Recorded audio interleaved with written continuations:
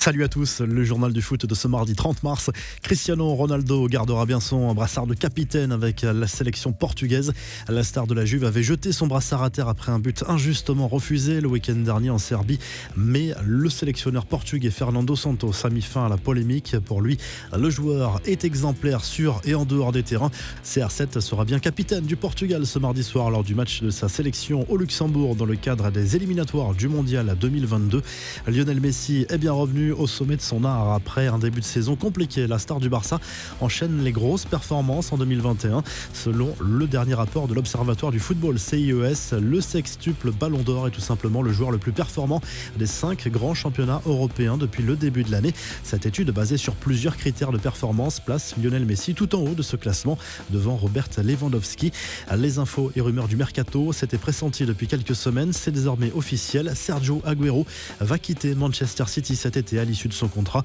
Arrivé en 2011, l'Argentin aura marqué la dernière décennie en devenant notamment le meilleur buteur de l'histoire du club. 257 réalisations en 384 matchs, toutes compétitions confondues. Le club a déjà prévu d'honorer Agüero avec une statue à son effigie. Le joueur, lui, a publié un message sur Twitter en même temps que son club pour exprimer son émotion. Avec Manchester City, Agüero a gagné 4 titres de champion, bientôt un 5e sans doute, une Coupe d'Angleterre, 5 Coupes de la Ligue et 3 Community Shield. La folle rumeur du jour nous vient d'Italie. Selon la Gazette dello Sport, la Juventus Turin envisagerait de vendre Aaron Ramsey et Adrien Rabiot l'été prochain afin de récupérer au moins 50 millions d'euros.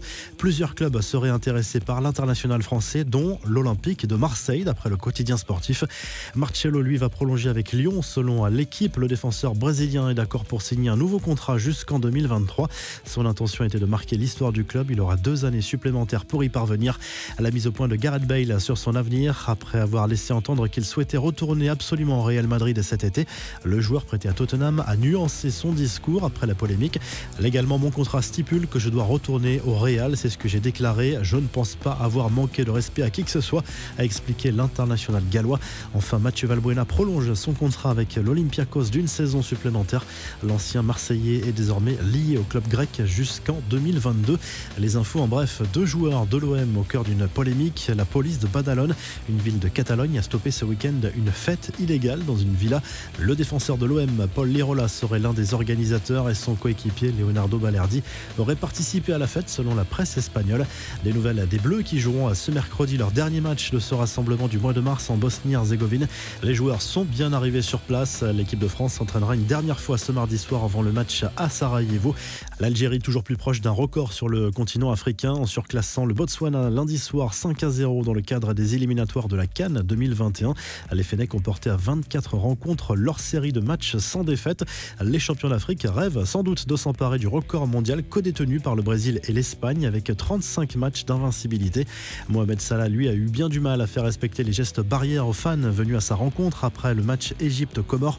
Les supporters qui voulaient absolument un selfie avec la star de Liverpool se sont montrés un peu trop insistants. Un comportement inconscient en pleine crise sanitaire et alors que les Reds joueront un match capital dans une semaine face au Real Madrid en Ligue des Champions.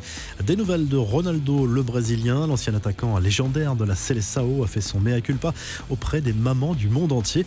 Ronaldo a reconnu que sa coupe de cheveux lors de la Coupe du Monde 2002 était horrible.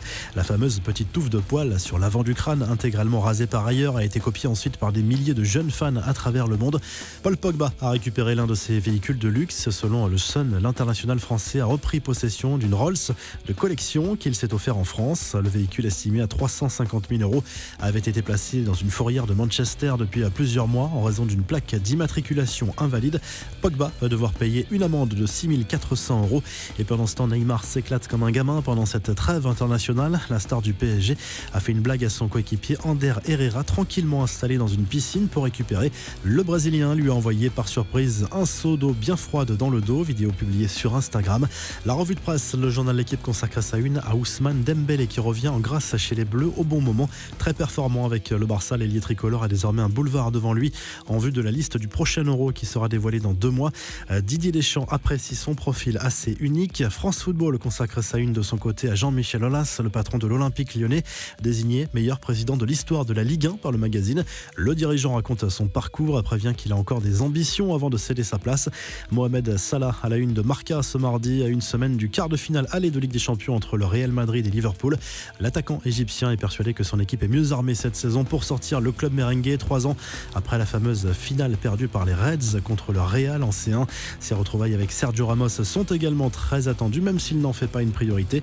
Le journal AS se penche de son côté sur l'avenir de David Alaba, très convoité en Europe en raison de son statut de joueur en fin de contrat avec le Bayern Munich.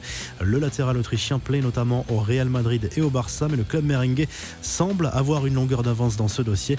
Enfin, en Italie, la Gazette dello Sport se penche sur l'avenir de plusieurs internationaux de Serie A, notamment Zlatan Ibrahimovic, qui n'a toujours pas rempli avec l'AC Milan malgré sa grosse saison. Si le journal du foot vous a plu, n'hésitez pas à liker la vidéo et à vous abonner. Et à très vite pour un nouveau journal du foot.